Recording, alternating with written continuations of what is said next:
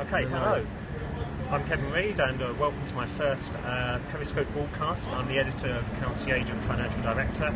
And you may be thinking to yourself, well, Kevin, why on earth are you doing this crazy, silly thing?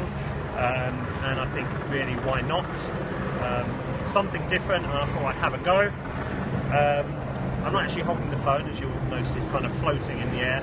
That's my trusty reporter, Callum Fuller, is our cameraman for today. The idea with this little broadcast is to give you some thoughts on the week's big issues in accountancy and answer some of your questions. That is the plan.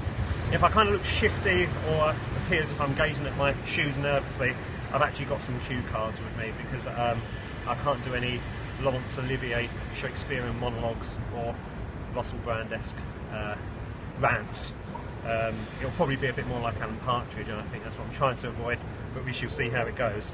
I was going to start off with Grant Thornton's plans for a shared ownership model, which obviously has come about this week, but with the helicopters flying above us here in central London, keeping an eye on 10 Downing Street, it's probably best that I start off with the election and what it could mean for accountants.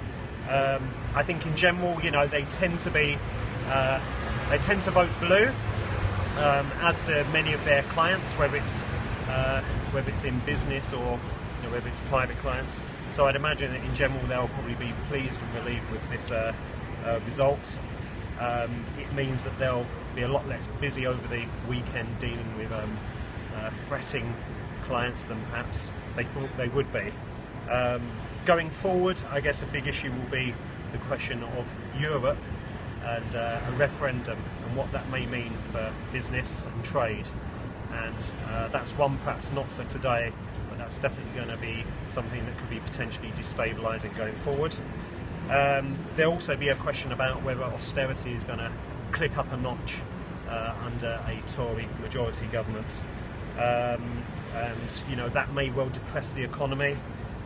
Then of course that will impact upon advisors' clients who will struggle, and will the private sector be able to support more jobs if that comes about because of public sector cuts? So they will be concerns going forward, but I think today, on Friday as we record this, I think a lot of relieved advisors out there. Moving on from that, on to Grant Thornton and its plans for a shared ownership model. Obviously they're going to be consulting with staff over the next few months about moving to this new structure, which will effectively make them, I guess, a kind of John Lewis in terms of how they operate as far as accountancy firms are concerned. Can it work? I think the answer to that is yes. It's going to be very, very difficult for them. There are two main issues really. First, they obviously have to work really hard to get all the staff feeling that they're all going to be in it together. That's going to be new processes, new committees. Can they put this in place in a way that doesn't bog down the firm and distract the firm from doing its job for clients? I think that's going to be a big test. Secondly, partners obviously want to pick up a great wad of cash at the end of the year when they've been servicing clients. Can a shared ownership model be put in place that can keep up the partners' remuneration while perhaps sharing out some of that to other members of staff within the firm?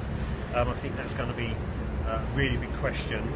And obviously if that doesn't work out very well, then all that will do is just redraw the line that is in place between partners and staff, that division. It's about trying to close that gap. Obviously what's happening in other non-partnership firms is that model hasn't worked very well. So we shall have to wait and see. But what I would say is that there are plenty of pluses for the firm. I think it's a great coup for Sasha Romanovic, who is Grant Thornton's CEO-elect. She seems a bit of a cool cat and a breath of fresh air for the firm. Maybe she'll be like the old BDO boss, Jeremy Newman.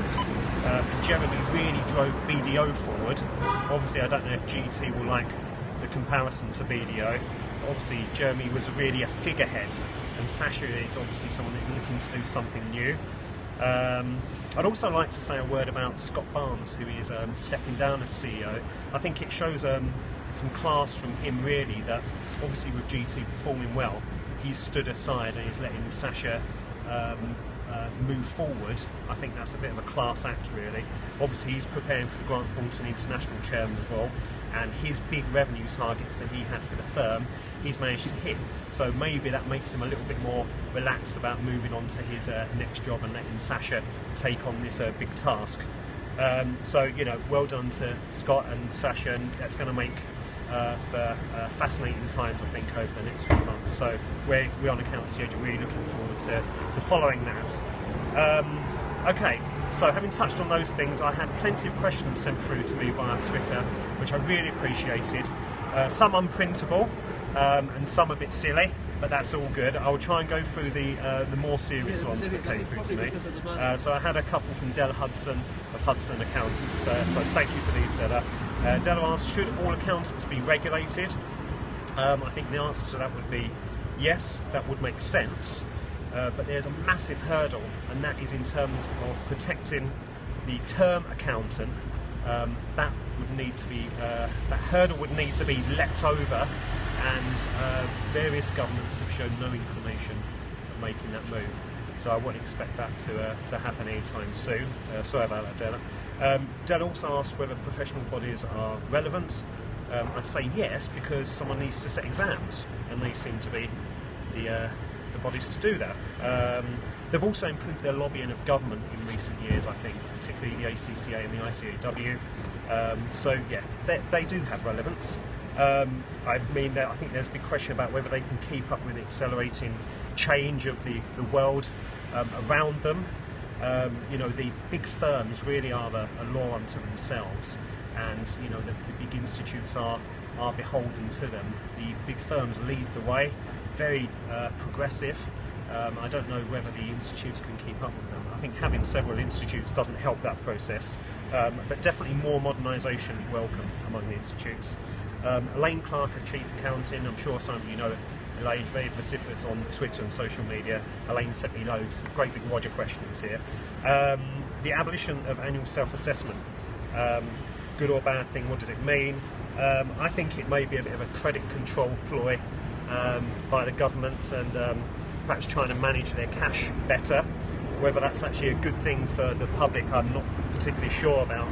I still feel that personal tax is becoming such a complex issue that in some way, shape or form we're all going to end up having to deal with self-assessment or our own managing of taxes, even if we're kind of run under PAYE, and we've seen the complex benefits system. You know, most people that would have had relatively straightforward tax affairs are having to make more and more calls to the taxman, which of course we all know is an unpleasant and time-consuming experience on the whole. Elaine also asked, do professional bodies help or hinder on the issue of equality? I think I'd refer back to my answer that I gave from Della's question in terms of their relevancy. We need them to modernise more, but at the end of the day, the big firms really are in control of their own destiny, and I don't think it's an issue that the big institutes have much control over. So I don't think they necessarily help. I don't know whether they hinder. I mean, I think you could argue, if you look at the structure of the institutes and the people that sit within them, I don't think they're particularly representative of the world around them and the accountancy profession as a whole. You know, they can be a bit old-fashioned, so it would be good to see that change, and they need to do that within first before they can, I guess, talk about projecting outwards. Elaine also asked about cloud accounting, and does the profession and the institutes understand its relevancy? Well, Elaine obviously would ask that because she runs a cloud accounting firm. I think there is a correlation between the innovative use of internet-based technology and firms that perform well. Were they performing well beforehand and they're using cloud to push themselves on? Maybe.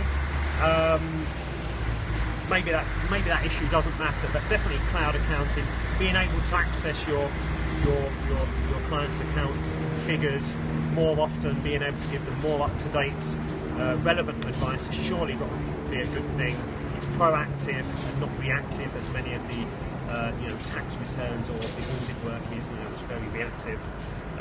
So you know, another layer of automation as well frees up advisors time to do more valuable things as well. So what's not to like about it? My last question, and perhaps the most important one, was sent to me by Mark Chesham, was who should Arsenal sign this year during the summer. Obviously, as a keen Arsenal fan myself, I felt compelled to answer this, and I will go with Morgan Schneiderlin. We need some more strength in the centre of midfield. So there we go. That's it. That's it for our questions. I hope everyone celebrates the commemoration day today, and I hope you've enjoyed this brief Periscope. I hope it was brief and didn't feel like it dragged on for hours for you. I certainly enjoyed doing it. Come back again next week, 12:45, and join me for a pint.